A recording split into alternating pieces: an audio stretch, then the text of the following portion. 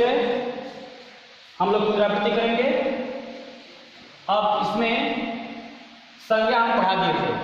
पद परिचय में संज्ञा, सर्वनाम, विशेषण, क्रिया और अव्यय का जानकारी होना नितांत आवश्यक है। तो हम लोग जो है संज्ञा के बारे में पढ़ चुके थे। संज्ञा के बारे में हमने बता दिया था आप लोगों को कि संज्ञा के 3 भेद: जातिवाचक, व्यक्तिवाचक, भाववाचक। जिसमें जातिवाचक के 2 भेद और बताए थे, वो है द्रव्यवाचक, समूहवाचक। तो उसके बाद अब आता है सर्वनाम। सर्वनाम के बारे में जानकारी लेंगे। सर्वनाम जो शब्द संज्ञा के स्थान पर प्रयोग किए जाते हैं उन्हें सर्वनाम कहते हैं। इसमें है जो शब्द संज्ञा के स्थान पर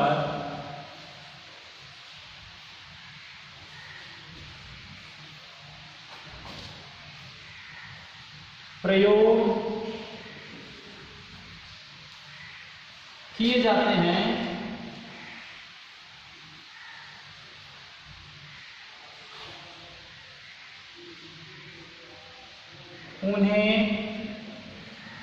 उन्हें सर्वनाम कहते हैं।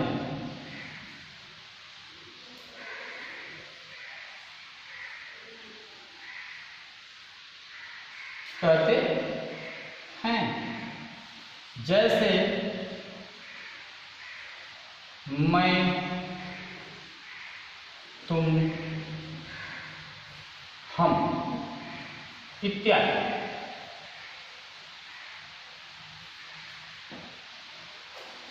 जो शब्द संज्ञा के स्थान पर प्रयोग किए जाते हैं उन्हें सर्वनाम कहते हैं। जैसे मैं, तुम, हम इत्यादि।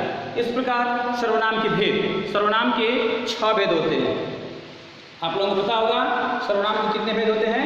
6 भेद होते हैं। पहला है पुरुषवाचक सर्वनाम, दूसरा निश्चयवाचक, तीसरा अनिश्चयवाचक, चौथा प्रश्नवाचक और 5वां है संबंधवाचक और फिर 6वां है निजवाचक सर्वनाम।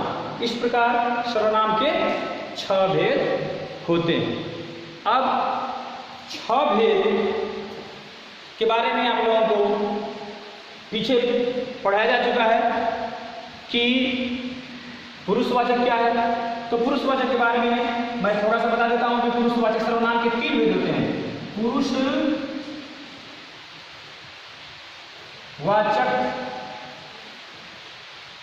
सर्वनाम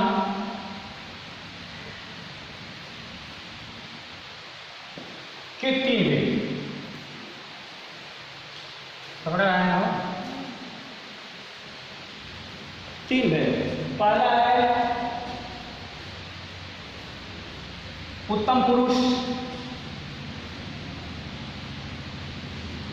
मध्यम पुरुष,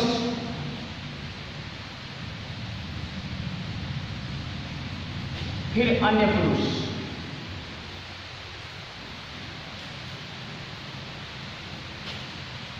अब इसमें बात करने वाला, एक बात करने वाला होगा, एक सुनने वाला होगा। तो अगर एक व्यक्ति है जो बात कर रहा है, ये अपने लिए जिन शब्दों का प्रयोग करेगा उसे कहेंगे उत्तम पुरुष। जैसे ये व्यक्ति मैं, हम।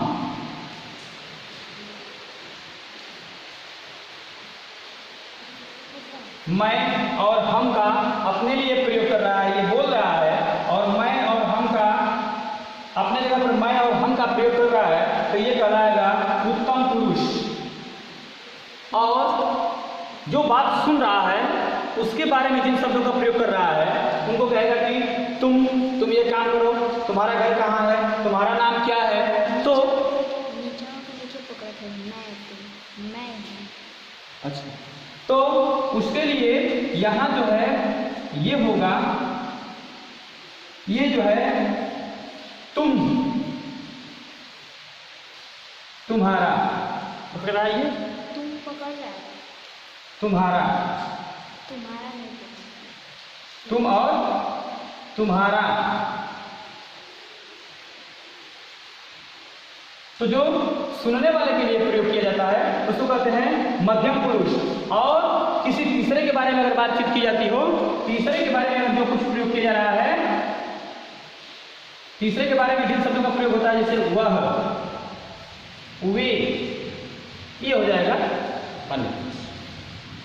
इस तरह से सर्वनाम के बारे में आप परिचित हो गए कि जो शब्द संज्ञा के स्थान पर प्रयोग किए जाते हैं उन्हें सर्वनाम कहते हैं। जैसे मैं, तुम, हम इत्यादि। मैं जो है उत्तम पुरुष, तुम जो है मध्यम पुरुष, और वे या वह ये हो जाएगा अन्य पुरुष। इस तरह से अब सर्वनाम की 6 भेद जान गए। अब इसके बाद आता है विशेषण। विशेषण, इसके बाद आप नंबर आता है विशेषण का।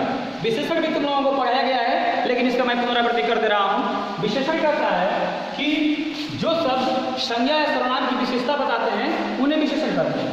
तो जो शब्द संज्ञा या सर्वनाम की विशेषता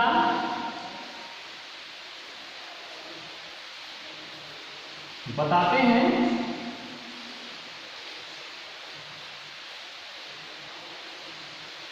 उन्हें विशेषण कहते हैं।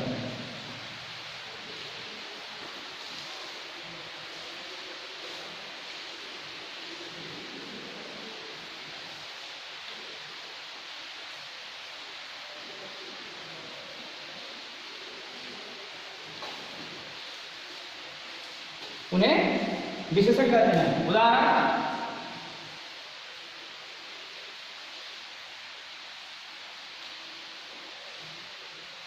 फूल बहुत सुंदर है। फूल बहुत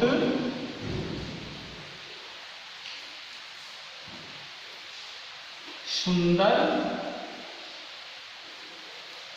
है। इसमें सुंदर जो है फूल की विशेषता बता रहा है, सुंदर जो है विशेषण है। सुंदर क्या है? विशेषण है। तो फूल का विशेषता बता रहा है कि फूल सुंदर है। सुंदर शब्द विशेषण हो गया। अब विशेषण के 4 भेद बताया गया है।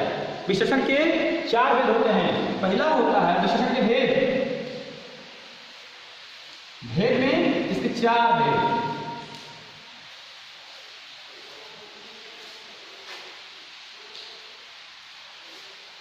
पहला है गुणवाचक विशेषण।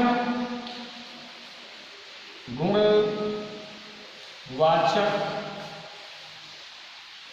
विशेषण हो जाएगा। दूसरा है परिमाणवाचक।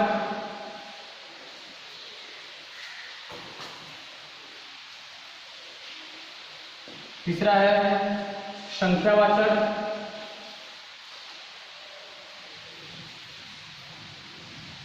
और ये चौथा जो है सर्वनामिक विशेषण।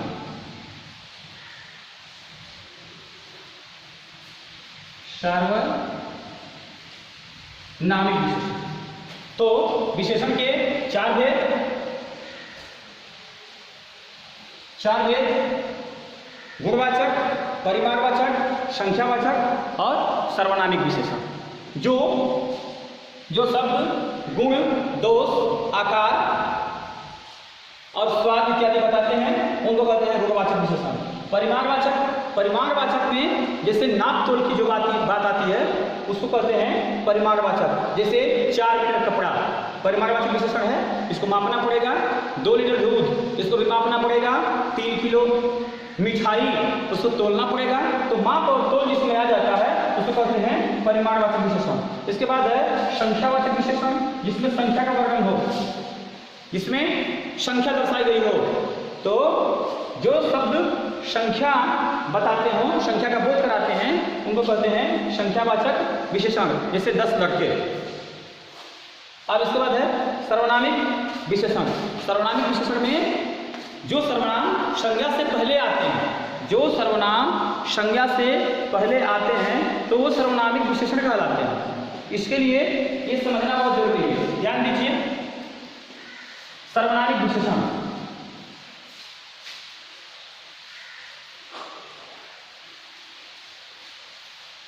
सर्वनाम और सर्वनामिक विशेषण में क्या अंतर होता है ये बता देते हैं तुमको।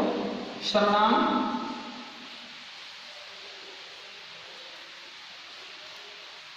और सार्वनामिक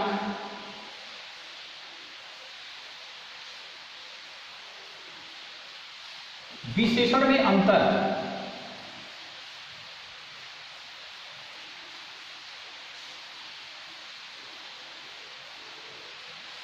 इसको ध्यान से समझ लीजिए कि सर्वनाम और सर्वनामिक विशेषण में क्या अंतर होता है। शब्द वही रहता है, कब सर्वनाम हो जाएगा और कब सर्वनामिक विशेषण होगा ये जानना बहुत जरूरी है। जैसे वह स्कूल में पढ़ता है, वह स्कूल में पढ़ता है। यहां वह शब्द सर्वनाम है, वह क्या है, सर्वनाम है, इसको हम कहेंगे सर्वनाम।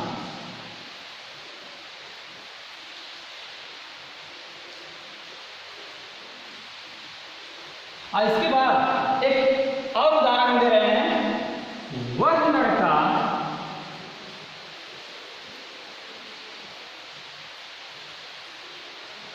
स्कूल में पढ़ता है।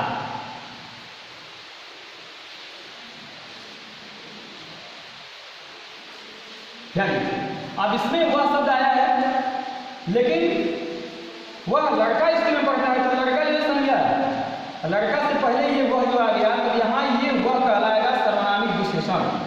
ये हो गया सार्वनामिक विशेषण।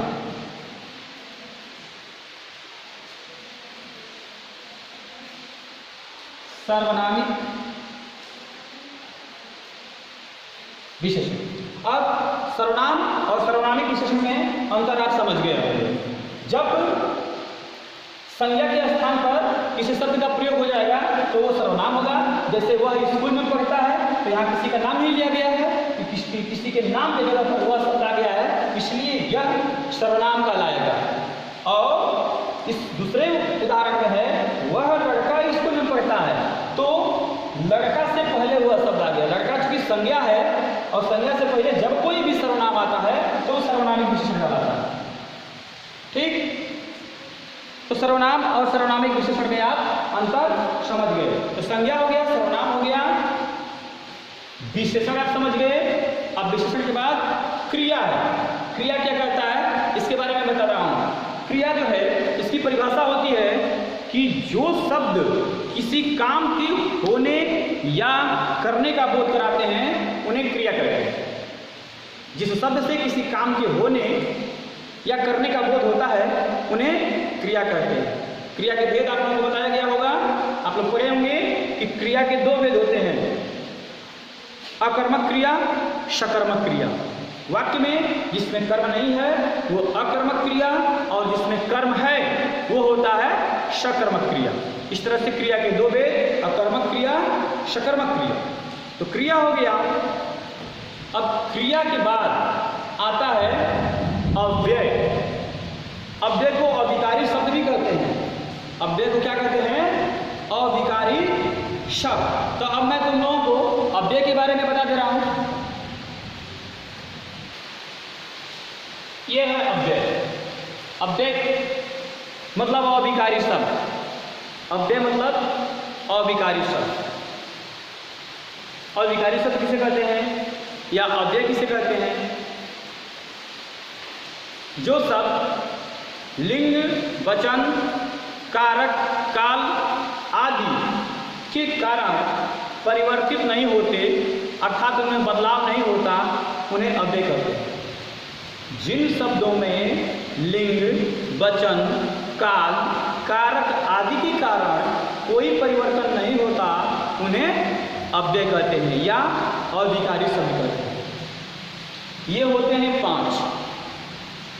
पहला है क्रिया विशेषण, क्रिया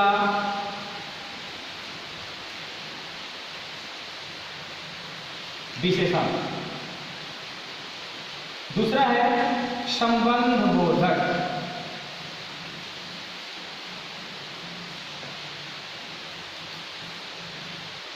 क्रिया विशेषण, संबंध बोधक। तीसरा है समुच्चय बोधक,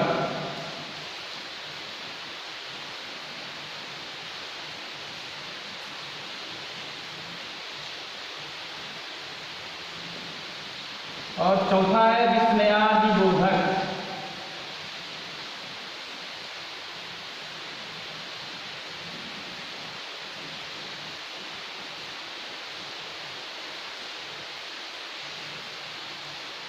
और पांचवा होता है निपात। ये अव्यय 5 प्रकार के होते हैं, क्रिया विशेषण अव्यय, संबंध बोधक अव्यय, समुच्चय बोधक अव्यय, विस्मयादि बोधक अव्यय और निपात। अब इनके बारे में जानना है, ये क्या है? क्रिया विशेषण जो शब्द क्रिया की विशेषता बताता है उन्हें क्रिया विशेषण कहते हैं। जो शब्द, देखिए विशेषण और क्रिया विशेषण में क्या अंतर है, ध्यान दीजिए। जो शब्द संज्ञा और सर्वनाम की विशेषता बताते हैं वो विशेषण कहलाते हैं, लेकिन वाक्य में जो शब्द क्रिया की विशेषता बताता है वह क्रिया विशेषण कहलाता है। अंतर समझ गए? जो शब्द संज्ञा और सर्वनाम की विशेषता बताते हैं वो विशेषण कहलाते हैं, और जो शब्द क्रिया की विशेषता बताते हैं वो क्रिया विशेषण कहलाते हैं। जैसे फूल बहुत सुंदर है, तो फूल, एक वाक्य आया कि फूल बहुत सुंदर है, लिख रहा हूं, फूल बहुत सुंदर है। इसमें फूल जो है संज्ञा है, सुंदर देखिए विशेषण है। सुंदर क्या है? विशेषण है। फूल का विशेषता बता रहा है कि सुंदर है, और आगे फूल बहुत सुंदर है, तो ये क्रिया विशेषण है। बहुत क्या है? क्रिया विशेषण। जैसे फिर लिख देते हैं हम, वह धीरे धीरे चलती है, तो धीरे धीरे जो है क्रिया विशेषण होगा। धीरे धीरे क्या होगा? क्रिया विशेषण हो जाएगा। जो शब्द क्रिया की विशेषता बताते हैं उन्हें कहते हैं क्रिया विशेषण। अब इसके बाद संबंध बोधक। संबंध बोधक क्या है? जिसमें जो शब्द एक दूसरे का संबंध बताते हैं, जो शब्द दो वस्तुओं के बीच में कोई संबंध बताते हैं उन्हें कहते हैं संबंध बोधक अव्यय। जैसे मेरे घर के पीछे मंदिर है, मेरे घर के पीछे मंदिर है, तो मंदिर और घर का संबंध बता रहे हैं के पीछे, है ना। मेरे घर के पीछे मंदिर है, इसमें के पीछे है संबंध बोधक विशेषण, संबंध बोधक अव्यय। के पीछे विशेषण नहीं कहेंगे इसको, संबंध बोधक अव्यय। गर्मी के मारे बुरा हाल है, तो के मारे जो शब्द आया है वो हो जाएगा संबंध बोधक अव्यय। फिर आगे समुच्चय बोधक। समुच्चय बोधक, ये संबंध बोधक हो गया। समुच्चय बोधक क्या कहता है कि दो छोटे छोटे शब्दों या दो वाक्यों को जोड़ने वाले शब्दों को समुच्चय बोधक कहते हैं। दो शब्दों या दो वाक्यों को जोड़ने वाले शब्दों को समुच्चय बोधक कहते हैं। जैसे राम और श्याम क्रिकेट खेलते हैं, तो राम को जोड़ रहा है, तो जोड़ने वाला शब्द जो है और, अथवा, या, ये समुच्चय बोधक होगा। और, अथवा, या, ये क्या हो जाएगा? समुच्चय बोधक। इसके बाद समुच्चय बोधक आप समझ गए। विस्मयादि बोधक, वाक्य में ये शब्द इस तरह के होते हैं जो हर्ष, शोक, घृणा, उल्लास इत्यादि का अभाव प्रकट करते हैं, उनको कहते हैं विस्मयादि बोधक अव्यय। जैसे अरे तुम आ गए, शाबाश, तुमने तो कमाल कर दिया, ऐसा चिन्ह होता है, ये चिन्ह लगा, इसको कहते हैं विस्मयादि बोधक। और इसके बाद निपात। निपात में ये एक छोटा सा एक भी अक्षर का हो सकता है और एक शब्द भी हो सकता है। इसमें जब वाक्य में जब ये आता है तो इसका कोई खास अर्थ नहीं होता है, लेकिन किसी शब्द पर बल देने के लिए इसका प्रयोग करते हैं। ये होता है भी और भी। जैसे एक वाक्य है, मैं भी चलूंगा, मैं भी चलूंगा, तो इसमें भी जो शब्द है, मैं भी चलूंगा, तो भी शब्द जो है निपात। ये क्या है? निपात। उसने, मुझे उसने ही मारा है, तो इसमें जो ही शब्द आ रहा है, मुझे उसने ही मारा है, या मुझे उसने ही यह किताब दी थी, तो ही जो शब्द आ रहा है, ही, ये है निपात। तो इस तरह से अब आप लोगों ने ये संज्ञा, सर्वनाम, विशेषण, क्रिया और अव्यय के ये जो 5 भेद हैं, क्रिया विशेषण, संबंध बोधक, समुच्चय बोधक, विस्मयादि बोधक, निपात, सबका पुनरावृत्ति कर लिया, अर्थात सबके बारे में आप लोगों ने जान लिया। अब अगले टर्म पर हम लोग पढ़ेंगे लिंग, काल और काल। अब इन्हीं शब्दों के साथ धन्यवाद, फिर अगले कक्षा में मिलेंगे।